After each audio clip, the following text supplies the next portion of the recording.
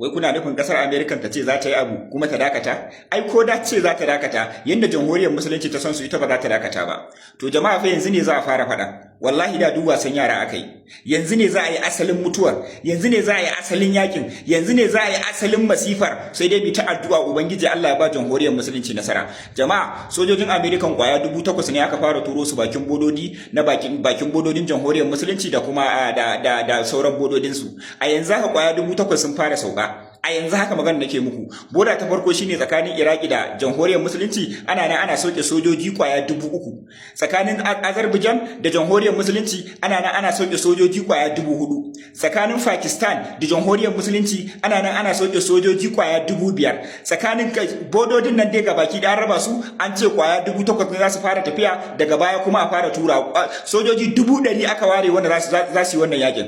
Jamhuriyar musulunci ta ce ta share shekara 40 tana jiran wannan ranar, wato sojojinsu kuma su suke jira. Yanzu haka suna nan a shirye, kuma yanzu ne za a yi kazamiyar mutuwa. Yanzu ne za a daga kasar Amerikan sama a nuna Allah a jefar da ita. Wai ta yaya za a yi su bar jamhuriyar musulunci ne ai? Yanzu fa ba maganar wai kafuwar kasar mamaya ake ba. Ita kanta kasar Amerikan din da ta zo ta yi kaka gida din neman koranta ake yi. To kuna nufin cewa Amerikan ko za ta ƙara sojojinta, ko za ta ƙara makamanta, ba sai dai inda karfin ta ya ƙare ba? To sai dai kuma mu dage da addu'a yadda suke daukan kansu Allah ya nuna musu su ba Allah bane shine Allah. Yadda suke daukan cewa za su iya kashewa, za su iya raya, Allah ya nuna musu cewa shine mai rayawa kuma shine mai kashewa. Addu'a ta farko shine mu sa jamhuriyar musulunci a cikin addu'a. A yanzu haka yanzu ne aka fara faɗa.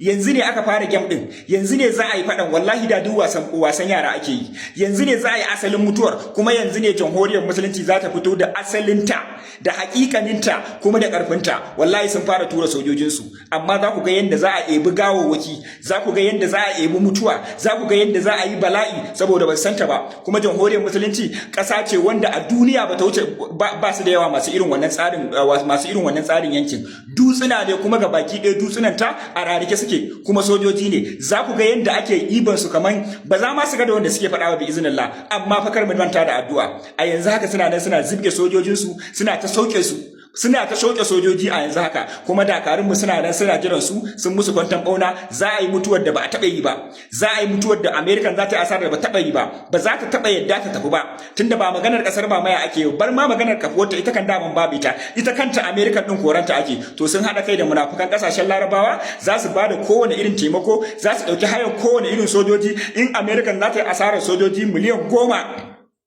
to za ta yi asarar su a jamhuriyar musulunci ne, ba za ta taɓa karɓar muradin jamhuriyar musulunci ba. Ita ma kuma jamhuriyar musulunci ba za ta taɓa karɓar muradin su ba. Saboda haka mu al'ummar musulmi ba abin da ya rage mana in ba addu'a ba. Ubangiji Allah ya ɗaukaka musulunci, ya kaskantar da kafirci, ya haɗa kawunan kan musulman duniya gabaki ɗaya, ya nuna mana munafukan musulmai, ya haɗa da su